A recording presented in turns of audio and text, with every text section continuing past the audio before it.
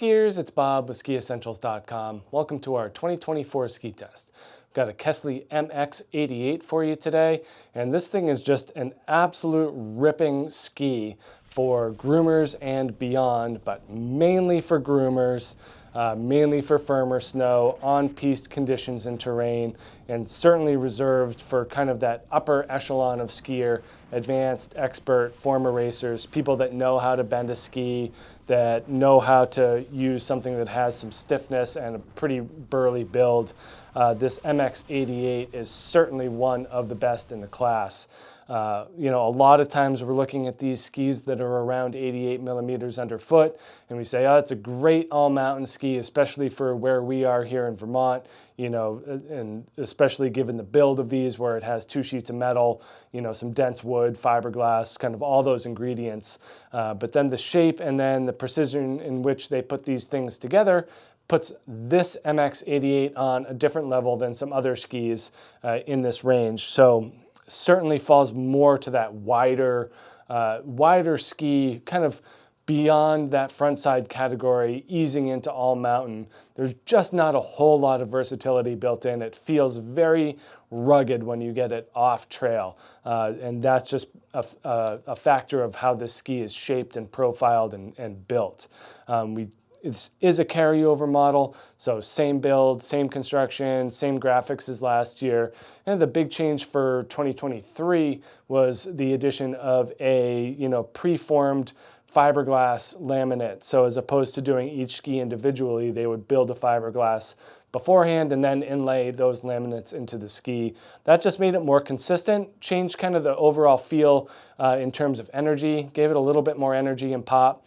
But overall, not a wholesale change to last year, and then nothing through to this year. So year two of this current build and graphic, and just a great ski overall for most front side and all mountain applications. The further you wander off the trail, the more demanding it gets. So we are built with that poplar beech wood core, two sheets of metal, those two fiberglass laminates. It all adds up. This thing ends up being pretty stiff, right around 2,000 grams here in the 173. Just a little bit softer in the shovel, mostly because of this hollow tech area. By removing the mass in the shovel here, they're able to quiet the ski. It's less material to make vibrations and chatter, and that's kind of what you're seeing as their technology going into this thing.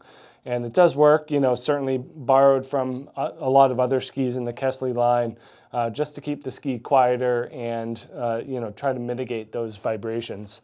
But the rest of the build does most of the heavy lifting in that regard, and a lot of that is due to the shape.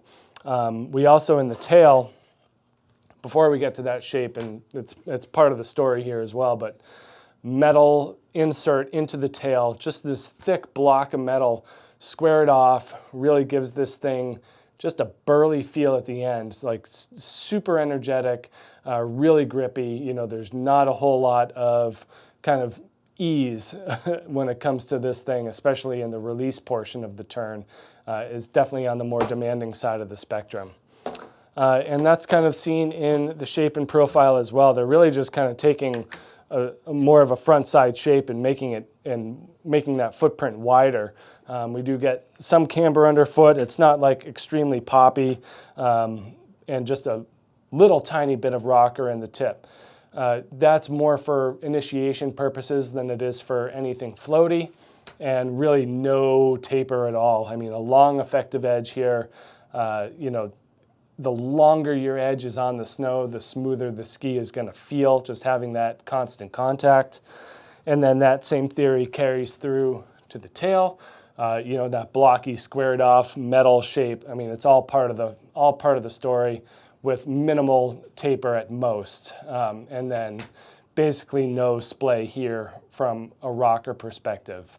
Especially for an all-mountain ski, there's certainly Kendo 88, Enforcer 88 just have a much more kind of free ride influence in the tail shape, mostly because they are the narrower of their more free ride versatile line, whereas MX88 is more of its own thing when it comes to the MX line is certainly more of that carving oriented ski versus one of those other competitors. But great job by Kastle at kind of sticking true to that, precision route. And you're going to pay for it, certainly comes with that premium price tag, but the materials that they use, the way they put them together are of the highest quality and precision. So you do get a good amount of energy and power for what it is. And it just feels like a different thing on your foot than a lot of other skis in this range. So make sure you check out this Kastle MX 88 here at skiessentials.com, and we'll see you out there on the hill. Bye.